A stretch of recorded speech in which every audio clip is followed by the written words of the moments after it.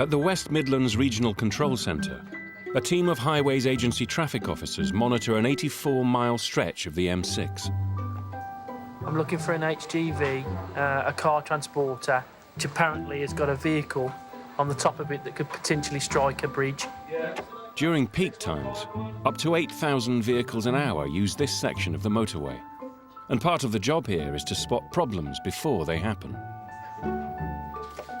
Hold on. I've got it. 5619. Boots open on the Mondeo at the front, I think. What? Yeah, mate, it's just coming down.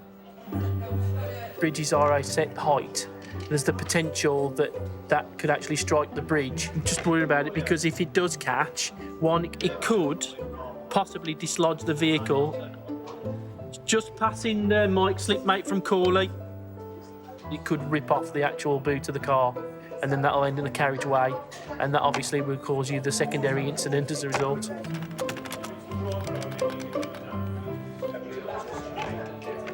Come on. Yes, it is lane one, mate. Hold on. Right, just keep going, keep going. Yeah, mate. I'm just watching it on 2, see if it comes off at 2.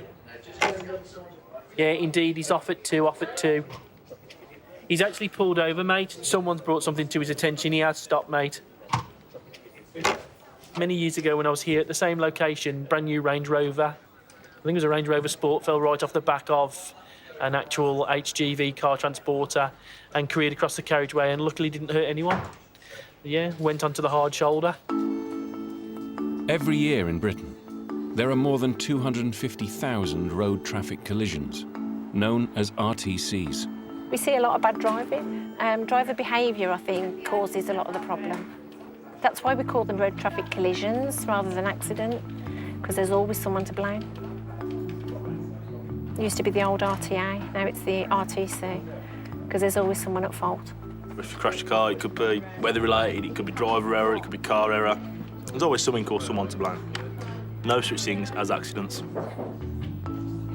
As well as attempting to prevent and respond to road traffic collisions, the Highways Agency constantly looks to improve sections of the motorway where RTCs happen more often. They're clearing the debris before they let the traffic go.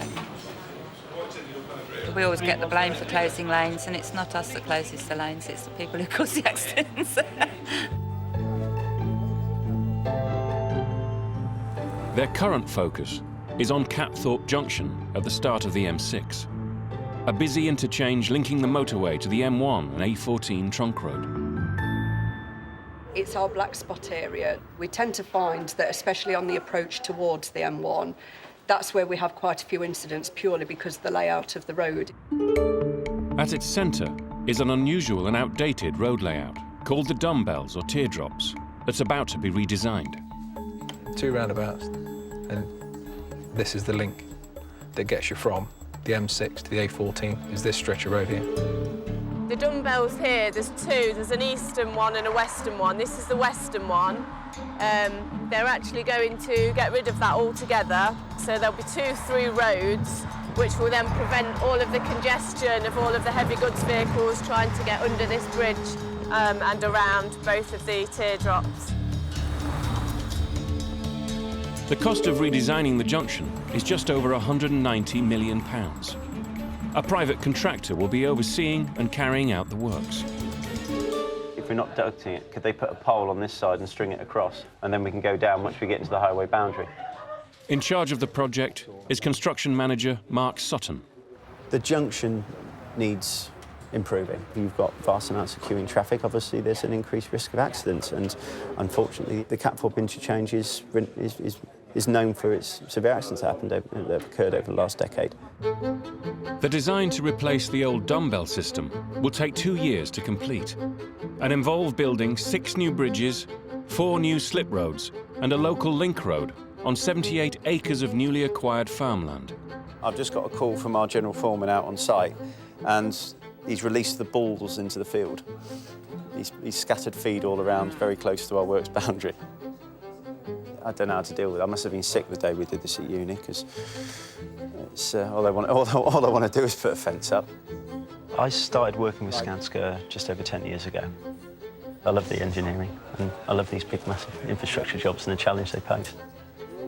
Everyone else can sit in an office and maybe they get a report produced at the end of the day. We can actually go out on the ground and you get to see the bridges, the roads, the highways, and they're there for the lifetime. Whenever a civil engineer drives down and he's got company in the car, they're always bragging about what they've built and showing off the structures that they've done. But for the local community around Catthorpe, the construction of a safer and less congested junction is a mixed blessing. Is that the slip road there as well? Well, slip road will come, start from the far end.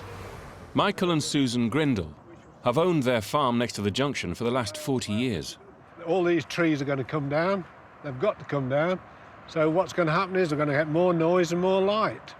I just think it's an awful shame when they take this land for these roads, which we'll never get back. You know, we're supposed to be a green and pleasant land, and we're just getting built upon. Is it necessary, really? Every day, Michael Grindle and his sons have to negotiate motorway traffic to get to their fields. Now they'll have to contend with months of roadworks as the junction is redesigned. It's a very strange junction. You've got motorway traffic and local traffic intermingling, which is never a good thing, really.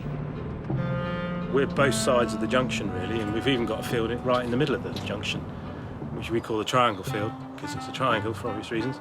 You know, we've always had to use that junction. We've lived with that junction. I mean, it's going to be a headache because we won't be able to get to it that way. So we don't know yet. We've in talks with the Highways Agency and Skanska about what they can provide for us so that we can get to that land. It's going to make it, to be polite, a pain.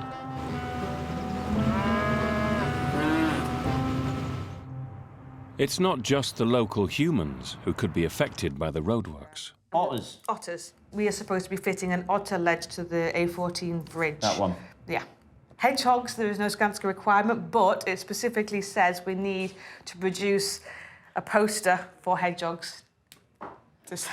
Can they read? Yes. Very clever hedgehogs in this area. Keep out. Yeah, don't come this way. Amphibians. Yeah. So the first one. Newts. Leave that area clear until after the newts have been relocated. Yeah. OK, so newts. OK, I'm happy with them. OK. Out on the ground, Environmental Coordinator Richard Waddell works with both the ecologists and the Skanska engineers. We'll leave that maple in and we'll just from the maple up. The issue we've got here is Skanska want to get rid of this hedgerow and all this vegetation here before the birds start to nest. It's pretty warm at the moment and normally the birds will start nesting from March, but there's a risk they'll start nesting now because it is getting quite warm. But the newts are likely to be hibernating in the hedgerows, the base of the hedgerows here. So they've gone into all the other areas of site with large machines to get rid of this vegetation. But here they're going to have to come in with chainsaws, pull it out by hand, make sure they don't trample on any newts. And then once your guys get in there in the thick of it, if you can make sure that you're keeping the remaining stumps a minimum of 150 mil, 6 inches above the ground. They're a protected species. They're a European protected species. We've got a good population of newts in this country. They're still on the decline, but because of that, we have to protect our population of great-crested newts. For now, the base of the hedgerows in this section will remain until the newts awake from hibernation and are then transferred to their breeding ponds. I've never seen a newt. I've never seen a great-crested newt. And I've definitely not picked one up. You need to be licensed to pick one up.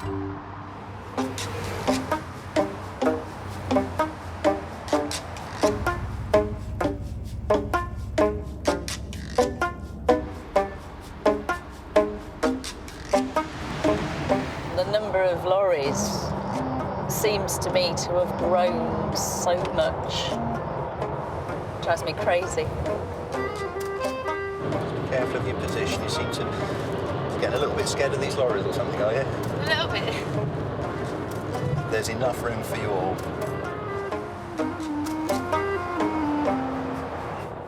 Now, this I don't like. It feels sandwiched and there's 3, one after the other. So you've got nowhere to go. And this is why I don't like motorway driving. majority of people on a motorway will say, if everybody drives sensibly and correctly, then we'd all get on fine. Out on the road, the Central Motorway Police Group target drivers falling foul of the law as part of their mission to make the motorway safer. Got his seatbelt on? Good lad. Today, Sergeant Rob Lever and PC Dave Gaunt are patrolling a section of the M6 in an unmarked lorry. Yeah, it's a red seatbelt hung down by the side. He refuses to look at me. Height for us is a really big advantage because obviously from a car perspective looking up to a lorry, it's very difficult to be able to get a clear view. This gives you the advantage that you can really look down into the cars as well and catch some of those people out. But I've got a transit van to my near side now that's on the phone. Looks like he's got a whitish sort of Samsung up to his right ear. Switched the phone across to his other ear and he's just put it down. We've got a vehicle that we're following at the moment, which Dave has detected that the driver's not wearing his seatbelt. So one of our patrols, he's just waiting on the hard shoulder here, he's going to pull this vehicle over and deal with him for the seatbelt offence. Right, he still hasn't got it on now. My colleagues who are stopping the vehicles that we're seeing, they're referring people for education courses. And when these drivers go on the courses, they will see what we see. It really does work. It really does prevent people from continuing to drive using their phones or not wear the seatbelt. So it's a valuable lesson and one best learnt in a classroom and not for real. Hello, put your seatbelt on. Put your seatbelt on.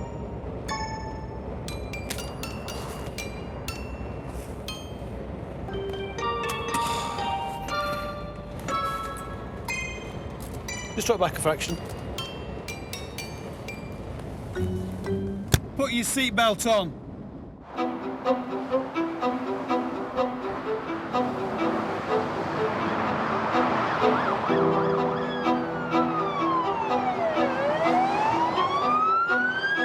25 miles away at Junction 6, Inspector Mark Watkins is heading to a road traffic collision.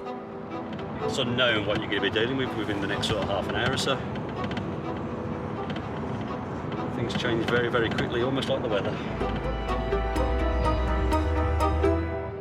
What we know is that traffic on the northbound carriageway slowed down. The lorry at the front, that's been hit by the blue lorry, which has hit the taxi, and the other lorry at the back has then got into the back of the blue lorry. Amazingly, the driver of the blue lorry, his cab has actually come off as part of the collision and has landed in the carriageway. You can see it's fairly obvious. The white bit should be on the bit with the engine. You would expect there to be really quite serious injuries as a result of this, and amazingly, everybody has walked away from this. But it's brought the M6 motorway to a complete and utter closure. It's been carnage. It's the only way to describe it is carnage. Yeah.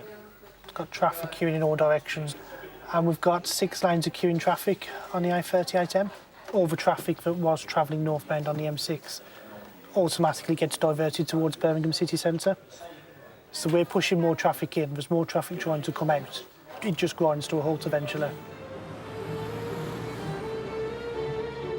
Lane 3, please. Look that way. Because they've been stuck for so long, they obviously want to know what's been causing it.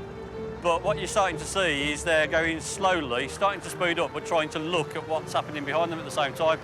And worryingly, they're starting to veer towards me a little bit. Slow down! Slow down! It doesn't sound very nice, does it, rubbernecking, but it's exactly what it is. People are stretching their neck, looking over the shoulders, trying to see what's going on. See people driving their cars on the other side of the carriageway, filming with their mobile phones as they're driving past.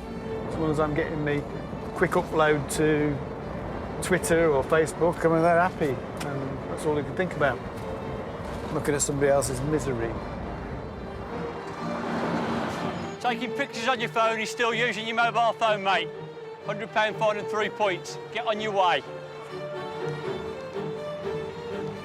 Hello, Neil.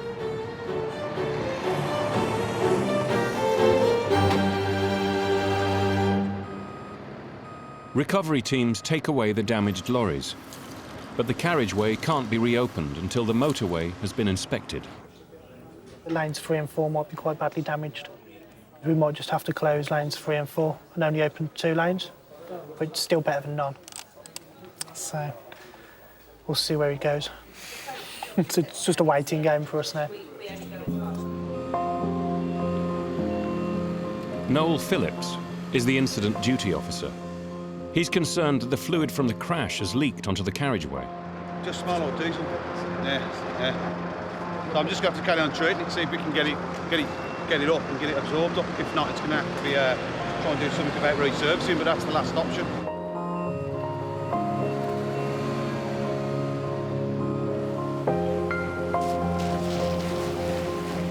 Diesel's really causes a big problem.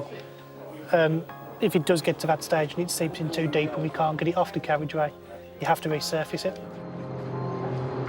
The diesel and the oil now started going into the tarmac. As soon as you get any rain on that, it's just going to come straight back out again and we're going to end up with accidents. The signs aren't good at the moment, are they? It's going to be a resurfacing job. Total closure for a while then? Yes, it's going to be a long night then. Oh dear. The inspectors just inspected the carriageway and it's worse and worst case scenario because we thought it'd only be 2 lanes. Unfortunately, all 4 lanes need to be resurfaced. We have to keep the carriageway shut until I'm certain that the travelling public can travel on the network in the same condition previous to the incident. If I neglected to do my job, then the next incident that happened or accident that happened would be due to my neglect, and that's not what we're here for.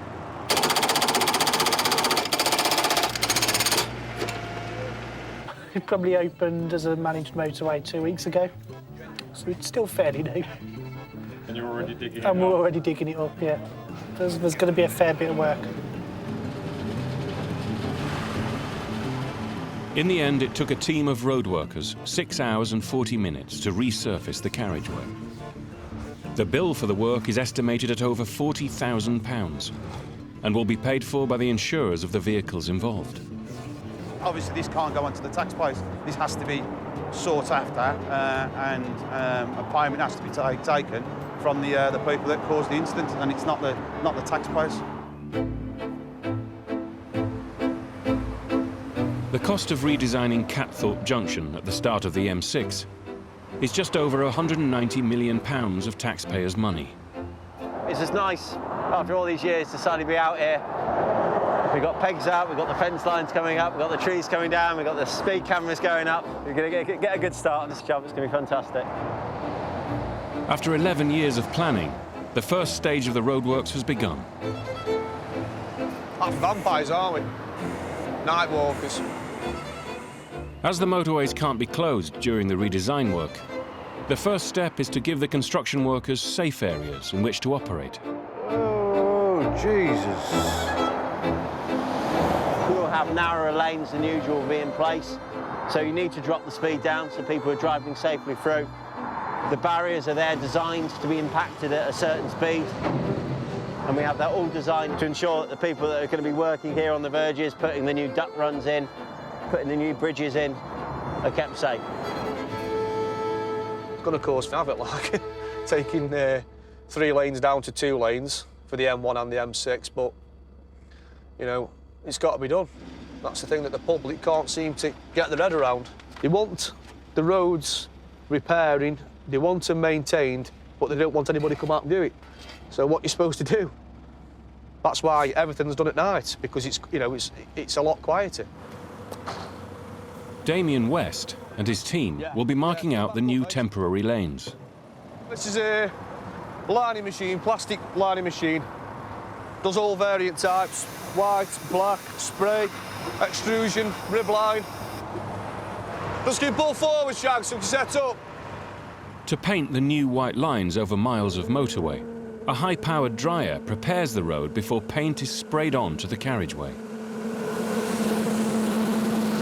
They're pretty ferocious, like they're about 135 decibel. Until Catthorpe Junction is finished, there will be night works on and off for the next 24 months. Do you know why this junction's being redesigned and stuff? Yeah. Tell me why. It's shit. Yeah, it's been needing doing for a long time.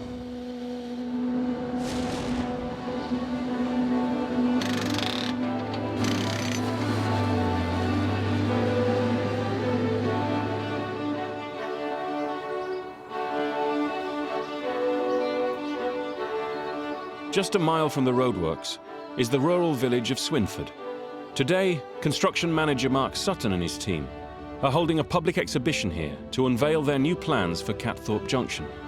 I've got great faith that everyone's going to be nice and polite and that we're going to have all the answers ready for people. Last minute revision. Rural stress. I might just give them a quick call.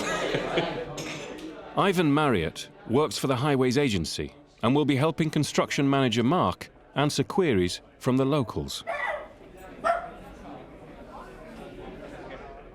So that junction is going to change completely. What we're building there is the mirror image of the existing off-slip. See, I lived at Catthorpe till I got married.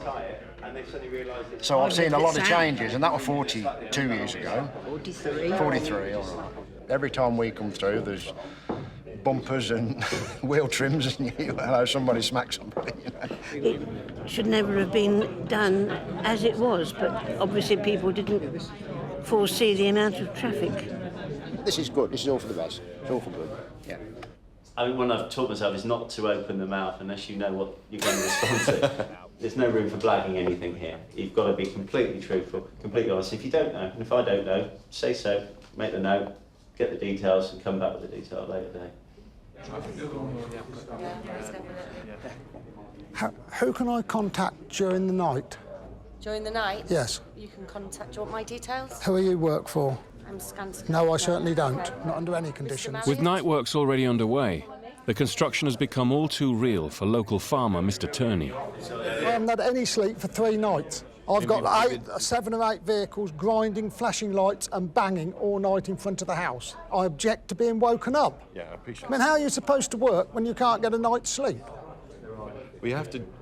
There's some elements of the work we have got to do at night time because we can't do them during Why the not? day. We've got to do the work at night time because that's the only time we can get on the network and do this particular activity, which is it's just very dangerous, and therefore the only time we can. Well, how dangerous do you think it is if we drive tractors and deal with stock and we've had no sleep all night? That's safe, is it? You shouldn't be allowed to wake people at night. People are entitled to a night's sleep. I don't particularly want to disturb your sleep, Mr. Taylor. That's not what we're trying to do here. We'll look at to see whether there's anything else we can do, and I'll come back to you on that one. Very good. Okay. No, well, look, thank you very much. Thank you. It is like being a little bit on sort of question time, I suppose, isn't it? You don't know what people are going to throw at you. But I do understand that in circumstances, if somebody's either been kept awake at night or whatever, then they're going to be agitated for reasons, and I know I've got to deal with that as part of the role that we do here. So it's not over yet. One regular user of Catthorpe Junction is trucker Paul Reed. He will also be attending the exhibition. And it's notorious. I mean, I don't think there's anybody in the country that doesn't know about the junction. I don't believe that what's being put forward is sufficient enough to improve the whole junction itself. He's dedicated hours of his spare time designing his own vision of the junction. I was watching the film The Great Escape and many years ago, and I thought that's where the idea came from. The idea was that, so, well, if we can build tunnels as good as what we can, why can't we do the same here? I've always believed that the British are best for engineering anything. It consists of 2 underpasses. It has additional levelling roads which come from the M1 northbound, from the M6, and it also has from the A14 going up to M1 southbound in the far corner.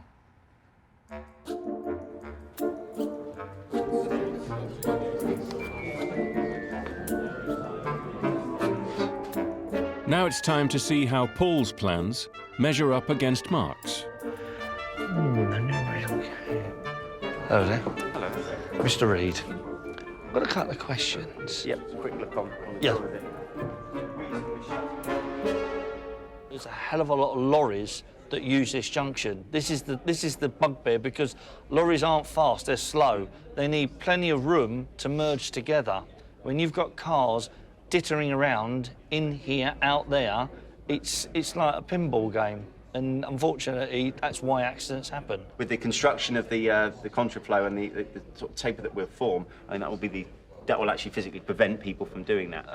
I've looked at this, and I've looked obviously at mine, and as far as I'm concerned, you know, the concept is exactly the same. It's just that mine's tunnels and yours is a dual carriageway which goes under the M1. But as it stands, looking at this, yes, it'll work. I hope so. That's the main thing, is get rid of that congestion on that M6, you know, put it off again. That's the main driver. The M6 is a major transport route, with lorries carrying up to 182 million tonnes of goods to the northwest of the country every year. This will do for me. Golf November Zulu. The training looks like it's worth doing.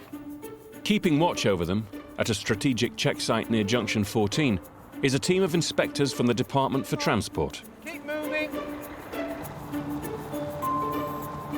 This tyre's about to blow at any time. It'll go bang.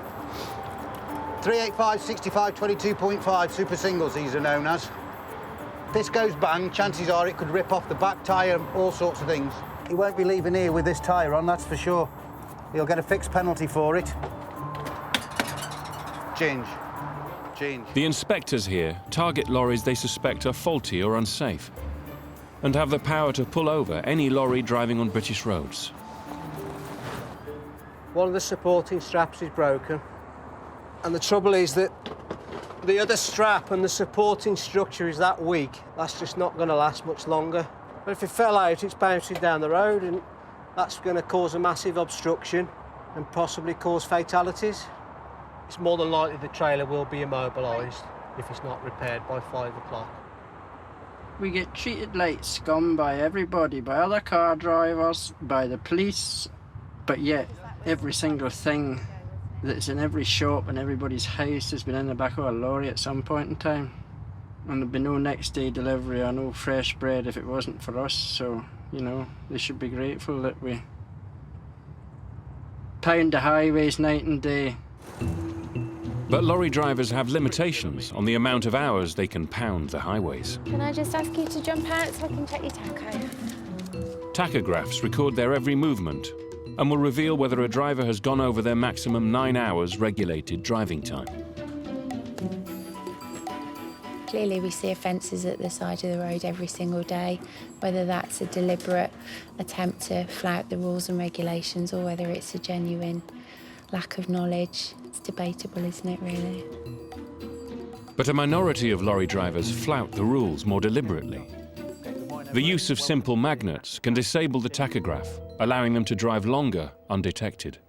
We've got the magnet that was actually found here, and it's a particularly strong magnet, and we've got some photos of the evidence here as well, so that is currently going through due process at the moment.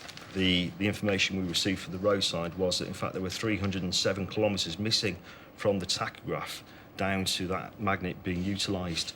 And in fact, the driver had been on duty for over 19 hours when he was stopped. As well as disabling the tachograph, they also interfere with the anti-lock braking systems and the speed limiters on the vehicle. So you've got a nasty cocktail there. This is a company from Netherlands. We can see there that we're entering in the southeast ports. They're travelling northwest through the Midlands up on the M6. From April the 5th, they become a national target for impounding. So what we can expect over the next couple of weeks, if we're successful in targeting, in 1 or 2 of these vehicles being impounded. That's right. Good. In the last year, 38 magnets have been found at this check site on the M6. So this is the cupboard of shame, basically. Yes. Everything up here is magnets. Absolutely full. What happens is the magnet kills the electronic signal, and then the tachograph just thinks it's at rest. The companies quote for the work, and they give them these unrealistic timescales to get there, and the drivers are under pressure to do it, and the boss says, well, I don't care how you do it, you just get there on that. If you've got to be there at 8 in the morning, you've got to be there. If you've got to drive through the night, I don't care how you do it, and that's what they do. their risking own their life own lives and as other well. road users. They're driving a 40-ton missile, Yeah. you know, Yeah. and you know, they can be extremely, you know, cause carnage and death, and this is what the problem is. Look at this big lorry, Sebby. What do you think's inside that big lorry, Sebby? What do you think it's carrying inside? Think there's monsters in there? Monsters? Yes, monsters.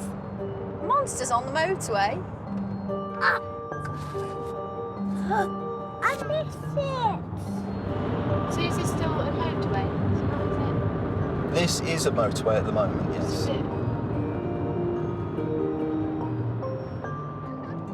You can have some of this if you want. Have a drink. Remember, you need to tell me if you need to stop for a wee-wee again, Sebby. I know, but that's James's milk. But you can have Where's some if you Sebby's? want. Oh, he's just throwing it on the floor. Sebastian, I can't reach that now. Every year, millions of lorries travel up and down the M6, carrying everything from petrol to sewage, from beer to live animals. How long do we think? You've said it could take up to 3 hours to repair the barriers.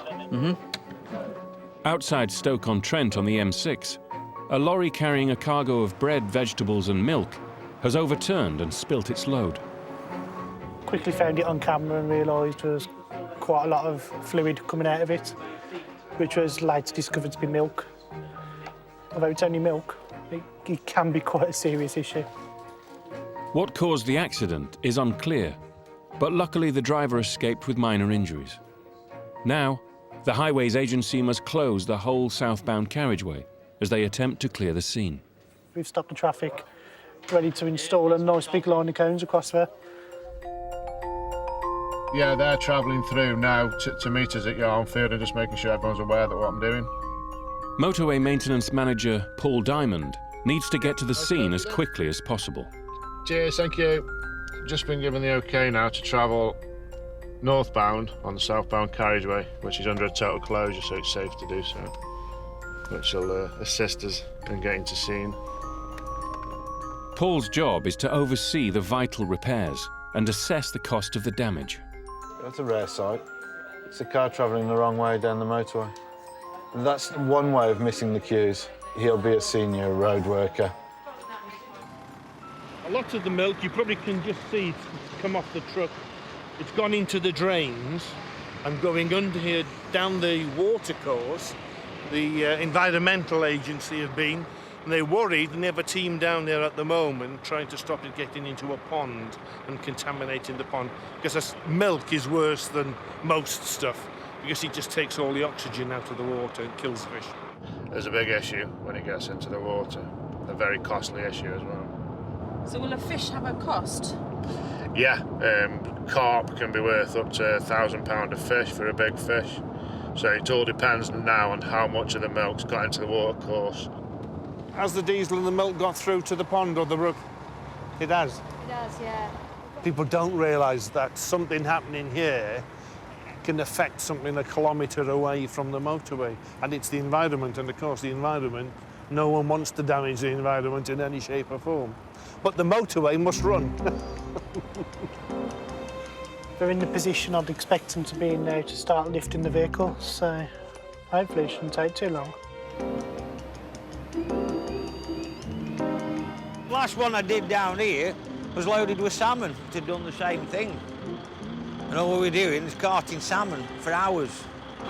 4 or 5 hours into the job of mauling salmon about, you smell a little bit, you know. Oh, the cab slipped. I've got to get something under the wheels to make it grip. Yeah, recovery having a bit of trouble at the moment, getting this vehicle up. It's slipping on the milk and diesel. At the moment, we're in the hands of a recovery firm. So as soon as they're out of the way, we'll start repairing the centre reserve. The lads can work here, so we're getting this one done now. As long as the recovery's here, we're sort of depressurised slightly. But as soon as they're gone, that's when the pressure's powered onto us to get out of the way. It's a very long junction, 14 to 15.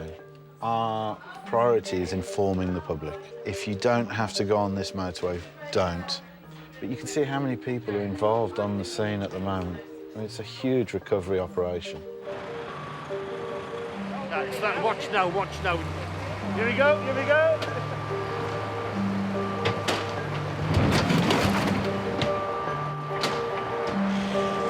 See what's happened as it's been lifted up.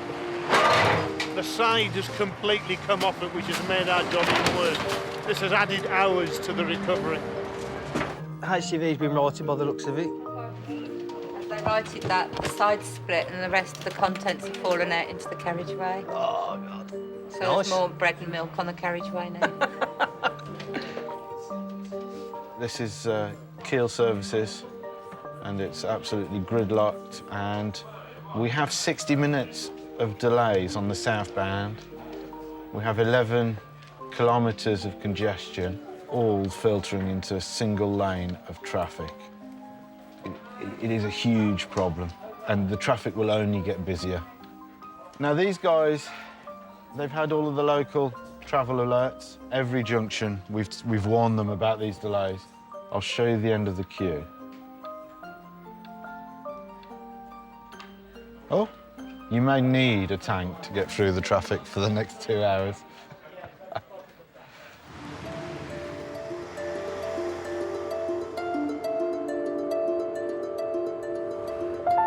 Along its 232 miles, the M6 carves through some of Britain's most beautiful rural landscapes.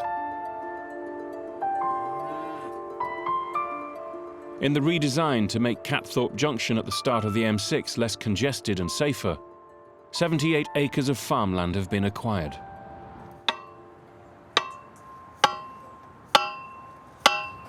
Every project has some ecological species that's causing problems for a contractor.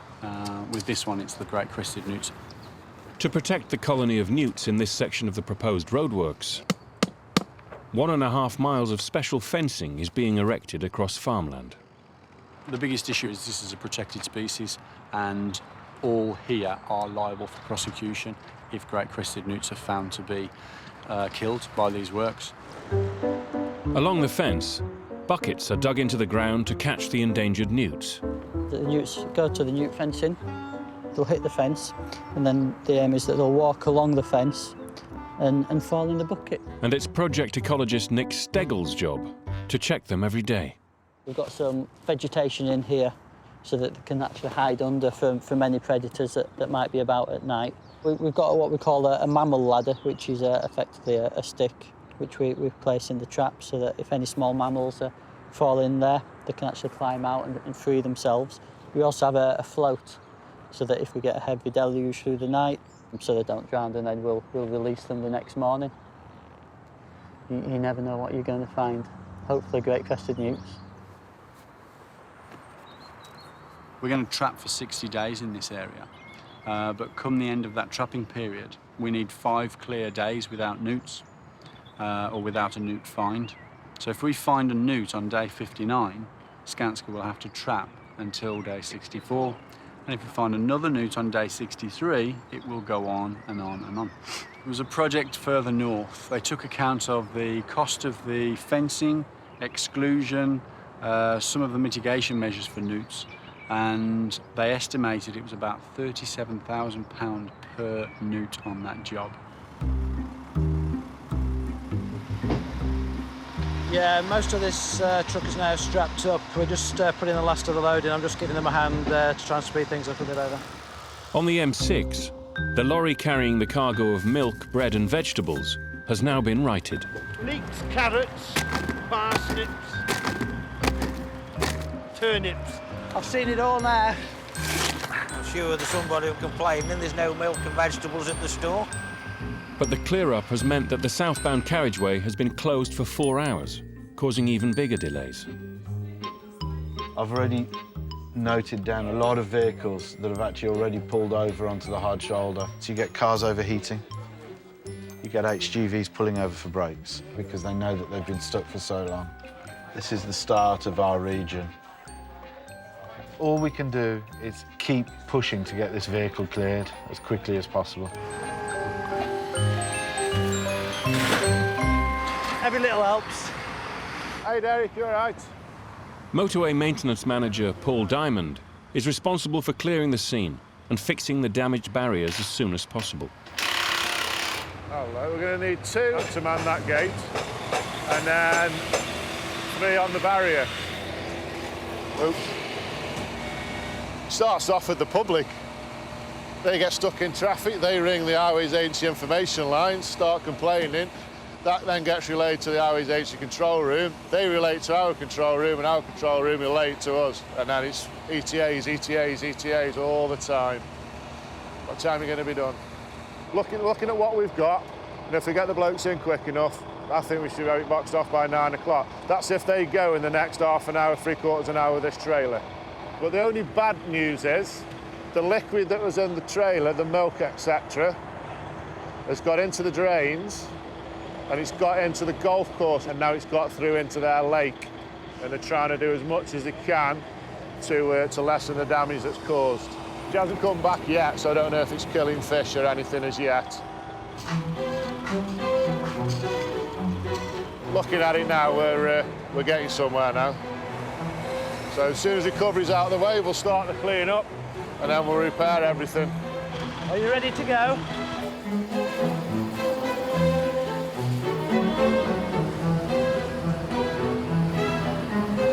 You're just trusting that your team manager on scene is having the right amount of contact and putting the right amount of pressure on them. Where are we at? Further than what we were last time. Give a rough estimate of time. Another hour. Another hour? Yeah. OK. What's the right amount of pressure? A lot. ETA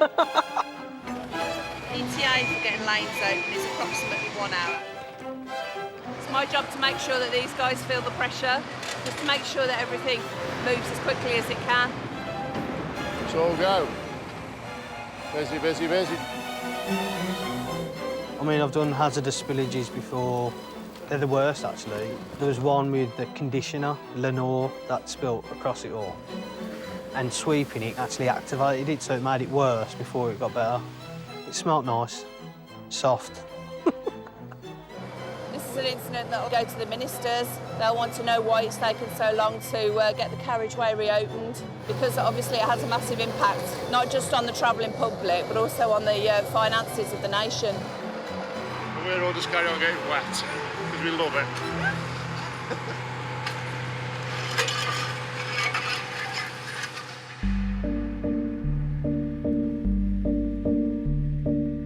Can't see nothing.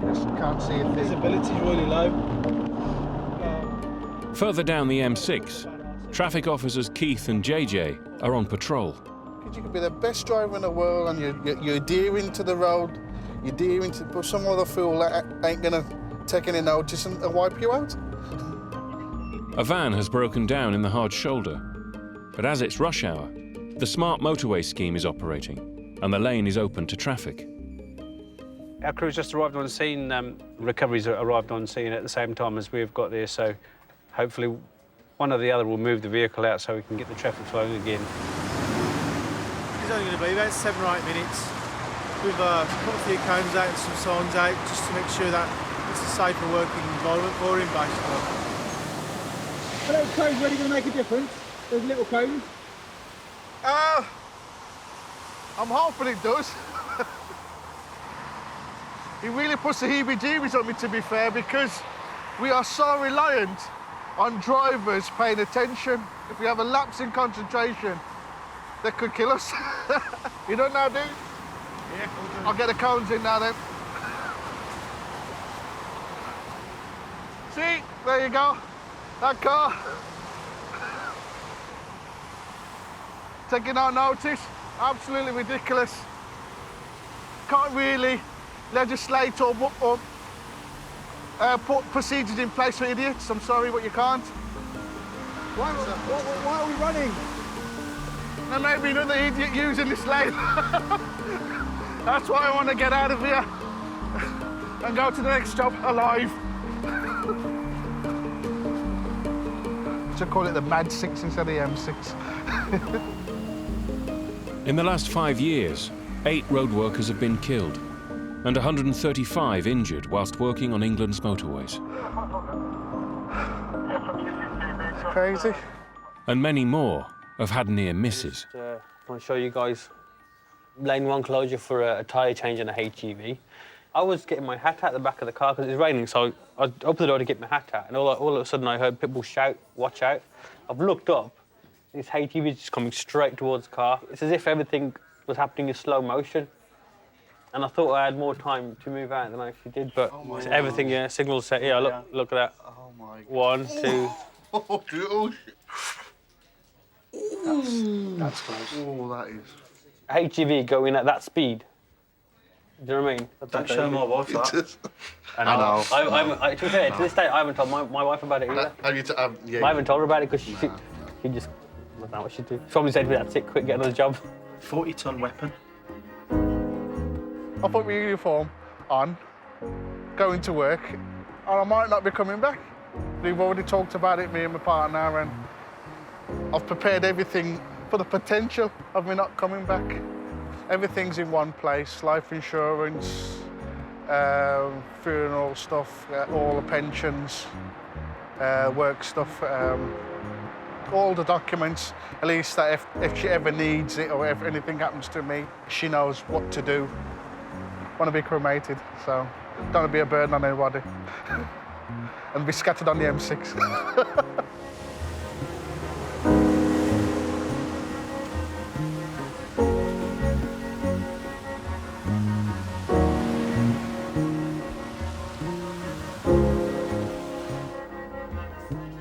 40 miles back up the M6, the motorway maintenance team have finally cleared the overturned grocery lorry and repaired the damaged barriers. We're reopening the carriageway now. Hooray! Then a cup of tea. As soon as they see that first cone getting lifted up, everybody will stop and they'll wait for the next cone, and if there's a gap, you'll see them and they're gone every time. You chuck him to the middle, Chris. So I'd say by the time the 4th cone comes up, they'll be off. You ready? Here's your first cone.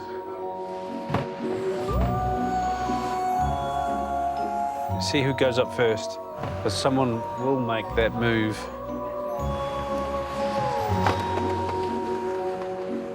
There you go. They're off. As soon as the 4th cone was off, they're off. That's it. It's open now, and they're away. That's dangerous. They don't have any concern for these guys on the road. They're just people that put down cones, and they hate cones. HGVs coming that close to you, you know, it's not a safe place. You've got to watch out for each other. It's dark, it's wet, it's fast. Slightest wrong turn for someone in a vehicle could swerve. If you're not watching, your mate's watching, he's going to shout at you, you're going to jump one way or the other. Possibly save your life. Very nice sight, seeing the cones come off. There you go, all clear. They'll be relieved to get through and on their way. It's cost businesses and, you know, industry a fortune. It was a big job, massive, for spilt milk. But you don't cry over it, though, but it's been, yeah, a very, very long closure for us.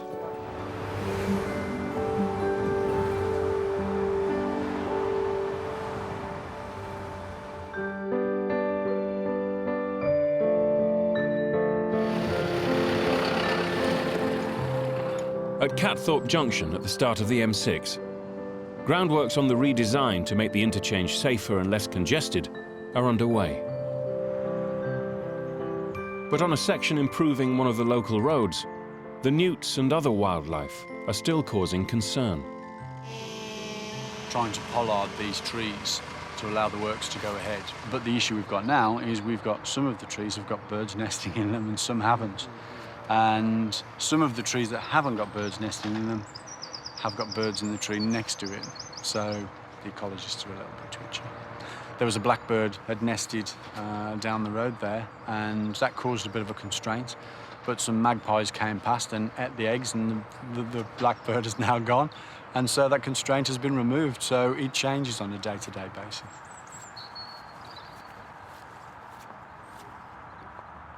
There's a nest in there somewhere. Okay. Has that one been identified previously? No. So now we've got blue tits nesting in this tree that we didn't know about until Nick just told us. Things change pretty quickly.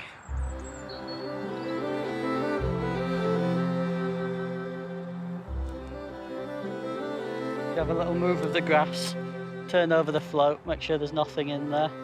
But there's one creature everyone's desperate to see. Every day, project ecologist Nick Stegel checks the traps for newts that have woken from hibernation. Found a great crested newt. Just found a little female. If I turn her over ever so slightly, she's got a bright orange underside there. And she's got spots underneath. And each one of them's like a fingerprint. It's unique to that individual. A lot bigger than what I expected. Quite beautiful as well, aren't they? Like mini dinosaurs. Yeah, a little crocodile. She was on our site, and so she's been commuting over to the pond over there to breed and lay her eggs. Expensive newt. Yeah. That makes 5. The cost is coming down. Yep. Absolutely. Once caught, the newts are relocated away from the roadworks to the safety of the nearby farmland. So there she goes on her way. You can see how close she is to the breeding pond. So hopefully make it there tonight. The trapping will go on until there's no sign of newts, and they've all been removed from the site of the proposed roadworks. Bright-crested newts, particularly the males, they're like street boy, white boy, marching across the landscape.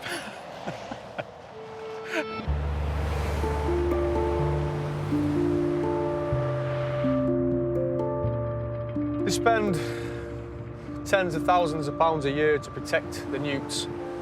Strange, really. When I grew up, we used to go collecting newts as kids. We used to come back with buckets of them all the time, and all of a sudden they're all protected. It's been quite a journey to get to where we are today, but it's not just we want to build a road, we go out and build a road. There's a huge amount of time, effort and work and passion to improve the safety of the network. The job's not easy, but then whose job ever is easy? If you ever ask anyone if their job's easy, I don't think I'd enjoy it if it was easy. It'd be dull. And at the end of this job, when you do drive along and you drive along the completed road and you see the structures that you've built, you see the road that you've built and you see the difference it makes, yeah, you do take a huge sense of pride out of that.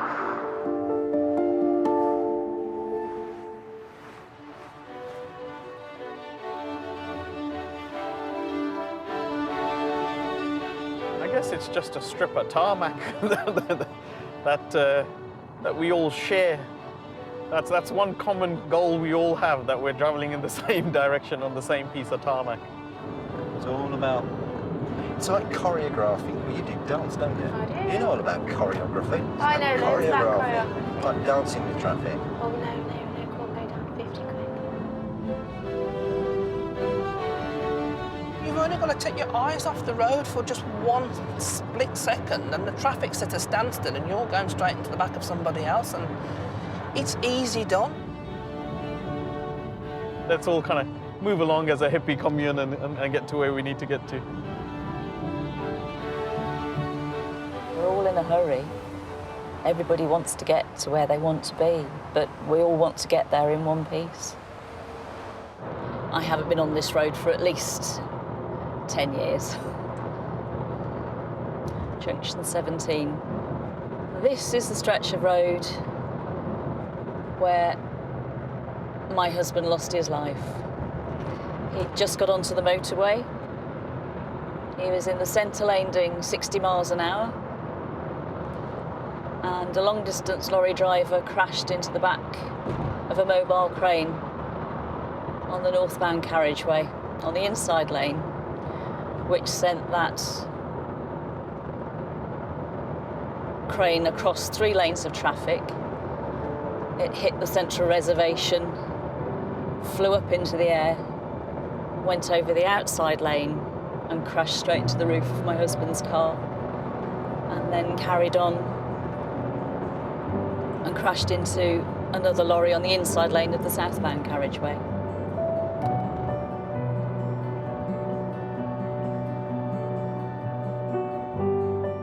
Three people died in the crash, and the lorry driver was sentenced to 5 years in prison for causing death whilst driving.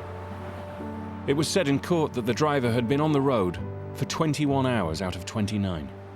I hate the word accident. I've never hated a word so much. My boys were just 3 and 4 months old. And my daughter was 14 months. And they don't know him. And they won't ever know him. I'd like people to understand that being responsible isn't a trivial thing. Obeying the rules of the road, doing what you're supposed to do, is necessary. That's all I want, is just everybody to just take a minute to just think about what you're doing.